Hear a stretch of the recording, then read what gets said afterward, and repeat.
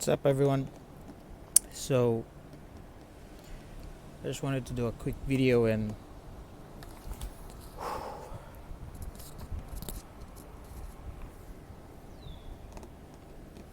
this is harder than I thought.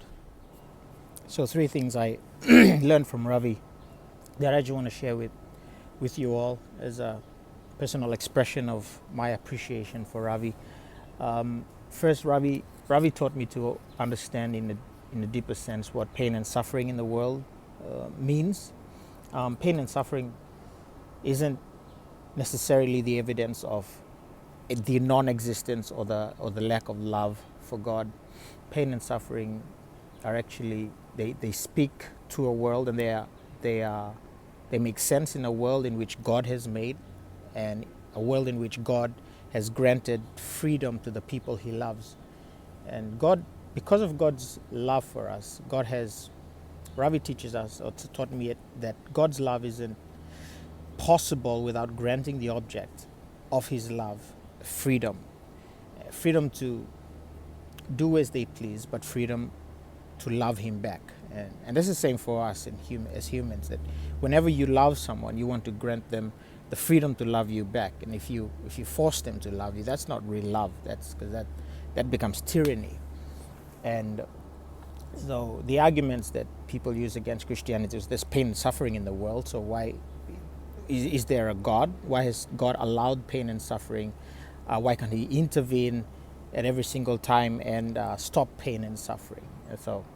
But the answer is really simple. God has granted us freedom because He loves us. That freedom exists within the context of God's love, and we have the freedom to love Him back, or we have the freedom to not love Him, and we have the freedom to obey Him. We have the freedom to not obey Him. He doesn't force us, and so that's why we have the free will. And we, unfortunately, many human beings choose to murder, choose to rape, and choose to do bad things to each other, choose to lie and cheat and steal from each other. So that's something that comes with the territory of our exercising free will, which was given to us because God loves us, not because God hates us. The second thing that I learned from Ravi is the significant message of the Christian worldview is that our reward or eternal destiny, or the reward or the punishment of the next life, is not dependent on our own actions and our conduct here on earth. Many of the worldviews, if not all the worldviews, if they assume an afterlife or a life after this, the reward or punishment that you will experience in that next life is pinned on what you do today, how good you live your life, whether you have good works, whether on the scale of good works versus bad works, you have more good works than bad works, and then you'll be rewarded. If you have more bad, then you'll be punished. I suppose that's a simplistic way of putting it, but that's how Ravi helped me understand that in the Christian context, we don't pin our eternal salvation, and we understand eternal salvation to be eternal fellowship with God in God's presence. That does not depend on our good works in this life. It depends. We pin it on the life, the character, the personality, the death and the resurrection of Jesus Christ. And that's our only hope. If that did not happen, the death and resurrection of Christ did not happen, there would not be no way for us to be reconciled to Christ, to God. So that's a significant thing about the Christian worldview, which I now like. I love the Christian worldview because it explains reality, and it's more hopeful than any other worldview that I understand is out there.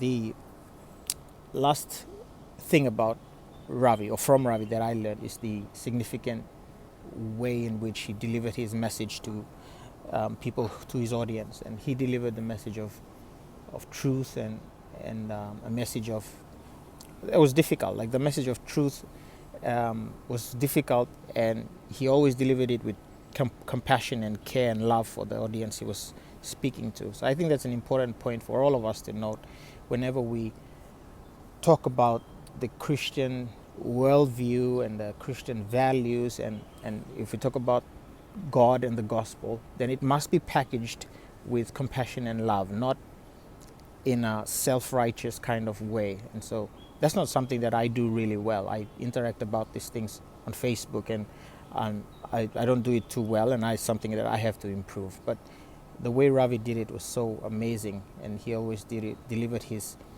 answers to tough questions with understanding, with care and compassion. And he stresses that every time people ask him about his delivery. So those are three significant things I learned from Ravi. Just an additional point, Ravi has been, for me, like a model for teaching and speaking, something that I do now. If you heard me speak about the word, I like to try and study how Ravi studies and speak how Ravi speaks. And so he's been a great, big influence in my life. So yesterday when I got the news, it tore me up. I feel like I want to take the day off and mourn, because it's like a close friend and a mentor has passed away, and I won't get the opportunity to meet him. It was one of my dreams to bring him or to be involved in the organizing of bringing him. That's not going to happen now, but he's around in his books and on his podcast and on the YouTube videos, so he's still around, and we'll just miss all the new revelation that we could have got from him, that God would have given to him while he was still alive. But I suppose he's left, as far as God is concerned, he's left everything that he should have left in this life. He's left them. He's now kind of exhausted his purpose, that God said, come home and rest now. You've been traveling all over the world. I don't know what's his mileage traveling. He would travel to the moon and back 1,000 times maybe with all his mileage, but his speaking hours, just an amazing life, and a hero of the faith and a hero of the gospel. And I'm so grateful that we had the privilege of living in coexisting in this time in history. And I used to think about what it would have been like to live in the time of C.S. Lewis, right? And we only have books about C.S. Lewis. We don't really have YouTube videos and stuff like that from C.S. Lewis. But for Ravi, we have that. And so I'm grateful for that. Plus, we all obviously listen to him every day. And it's such a blessing, and to just have shared a lifetime with Ravi within that period. Anyway, I'm just letting out some thoughts about Ravi.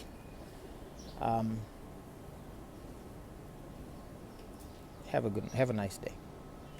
Just have a good, godly day. Have a blessed day. Ravi's in heaven. He's rejoicing, and we'll meet him one day. Just live. Give your lives to Christ. That's the bottom line. Because, like I said, there's no hope for salvation apart from Christ. God bless.